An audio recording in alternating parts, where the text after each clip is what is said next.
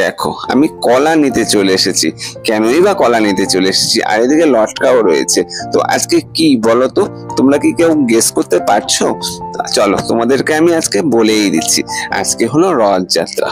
তো এই যে আমি এই দিদি ভাইয়ের কাছ থেকে কিছু প্রসাদ নিয়ে নিলাম। প্রসাদের মধ্যে রয়েছে কলা, বেলপাতা আর ফুল। এগুলা নিয়ে আমি চলে যাচ্ছি একদম রথে। রথ টানার উপলক্ষে রথে যাচ্ছি। আর এই দেখো মেলাও বসেছে। প্রত্যেক বছর এই মাঠে মেলা বসে আর আর রথ টানা হয়। আর এই পিছনের যে মন্দিরটা তোমরা দেখছো, এই মন্দিরেই ঠাকুর, জগন্নাথ ঠাকুর মন্দির। তো এখানেই ঠাকুর থাকে। আর এই যে রথে উঠবে, এখনো রথে ওঠানো হয়নি ঠাকুরদের।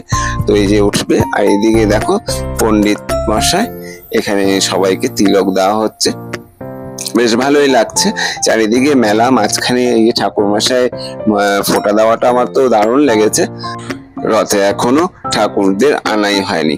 তো আমি কি করব, আমি ভাবলাম যে প্রসাদটা দিয়ে দিই। তো আমি প্রসাদটা দিয়ে দিলাম। তো ঠাকুর এখনো উঠায়নি, আর আমার কাজটা আমি করে নিলাম।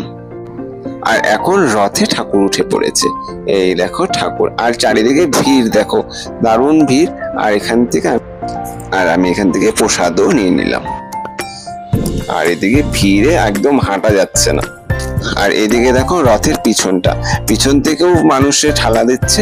আর এইদিকে সামনে রশি বাঁধা রয়েছে। আর ঠাকুর এতটাই ভিতরে রয়েছে যে তোমাদেরকে আমি দেখাতে পারলাম না।